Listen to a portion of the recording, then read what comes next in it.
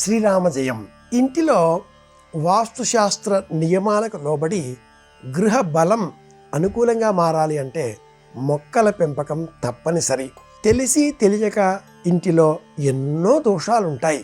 ఇల్లు 4 కోణాలలో లేకపోవడమో, గదుల అమరిక సరిగా లేకపోవడమో, ప్రధాన ద్వారాలు గుమ్మాలు సరి సంఖ్యలో లేకపోవడమో, లేదా కొన్ని గుమ్మాలు ఎత్తుగా మరికొన్ని తక్కువగా, గవాక్షాల అమరిక కూడా శాస్త్ర ప్రకారం లేకుండా, ఇలా అనేక ఇబ్బందులు ఉన్నప్పుడు ఇంటికి సంబంధించిన సమస్త దోషాలను తొలగించేటటువంటి శక్తి మొక్కలకు మాత్రమే ఉంది. యంత్రాలు, రక్షలు, పూజలు, అనేకములైనటువంటి ఇతరములుగా వ్రేలాడదీసేటటువంటి గుమ్మడికాయలు, కొబ్బరికాయలు, నిమ్మకాయలు, యంత్రాలు ఎన్నో ఉన్నా కూడా వాటన్నింటికంటే కూడా మించి ఆ ఇంటికి ఒక బలాన్ని చేకూర్చేటటువంటి శక్తి మొక్కలకు మాత్రమే ఉంది. మొక్కలు గాలి, నీరు, తేజస్సు, పృథివీ, ఆకాశంలో కనిపించేటటువంటి ప్రతిబింబించేటటువంటి లక్షణం. ఈ 5 కారణంగా ఎలా మనం ఎదుగుతామో మొక్కలు కూడా అలాగే ఎదుగుతాయి. ఇంటికి సంబంధించిన ఈ వాస్తు దోషాలు తొలగించేటటువంటి శక్తి పుష్పాలను అందించేటటువంటి మొక్కలకే ప్రత్యేకం.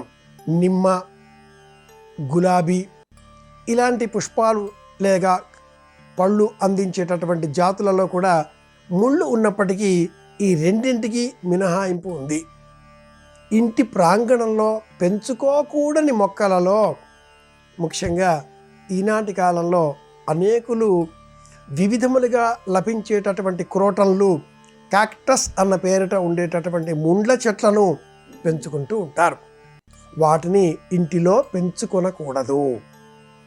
తూర్పు వైపుగా వరుసగా తులసి, మనీ ప్లాంట్, మందారం, అశోకం, నిమ్మ, బాదం, మారేడు, దానిమ్మ, వీటిని తూర్పు, ఉత్తరం ఈ వైపులలో పెంచుకోవచ్చు. తూర్పు, ఉత్తరం ఈ వైపులలో చిన్న ప్రమాణంగా చిన్న ఎత్తులో పెరిగేటటువంటి వృక్షాలుగా మారనటువంటి మొక్కలని పెంచుకుంటూనే అంతే ప్రమాణంలో దక్షిణం, పడమర ఈ దిక్కులలో పెద్ద చెట్లను పెంచుకోవచ్చు.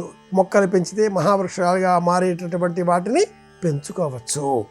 మామిడి ఇంటిలో, మారేడు ఇంటిలో పెంచుకోదగినటువంటి మహావృక్షాల కోవకు చెందినవి అని కూడా వాస్తుశాస్త్రం ఒక పరిమితిని సూచిస్తుంది. మారేడుకు ముళ్ళుంటాయి, నిమ్మకు ముళ్ళుంటాయి, గులాబీకి ముళ్ళుంటాయి. ముళ్ళు ఉన్నా కూడా ఈ మొక్కలు మనకు దేవతా వృక్షాలలో చెప్పబడినవి కనుక వీటిని మనం నిత్యంగా పెంచుకోవాలి.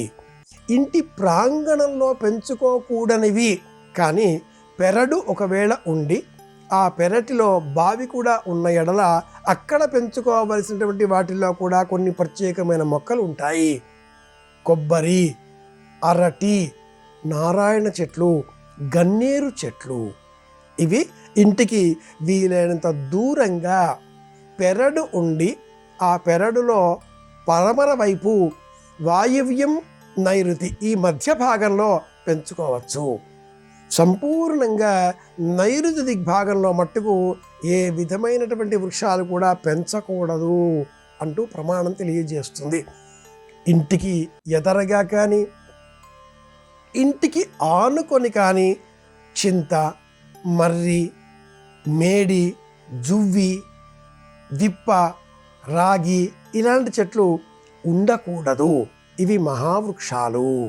ఇంటికి ఎదరగా గేటు, ప్రధాన ద్వారం ఈ రెండింటికి ఎదరగా ఏ విధమైన చెట్టు ఉండకూడదు. ఇంటికి లక్ష్మీప్రదం, ఇంటిలో ఉండే మహిళలకు ఆరోగ్యకరం, ఐశ్వర్యదాయకం, ఇంటిలో ఉండేటటువంటి వారికి పదవీ యోగం కలిగించేటటువంటి వృక్షం కూడా ఒకటి ఉంది.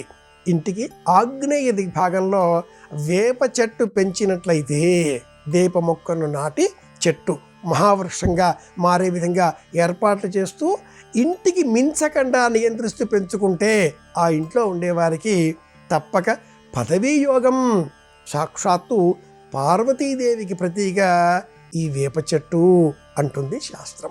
మందారం మొక్కను ఇంటిలో పెంచుకున్నట్లయితే, మారేడు మొక్కను ఇంట్లో పెంచుకున్నట్లయితే మహేశ్వరుడి అనుగ్రహం ఆ ఇంటికి తప్పకుండా లభిస్తుంది. తెలుసుకున్నాం కనుక వాస్తు దోషాలు తొలగించుకోవడం కోసం మొక్కల పెంపకాన్ని ఒక ఉద్యమంగా చేపడదాం. అందరి క్షేమాన్ని కోరుదాం.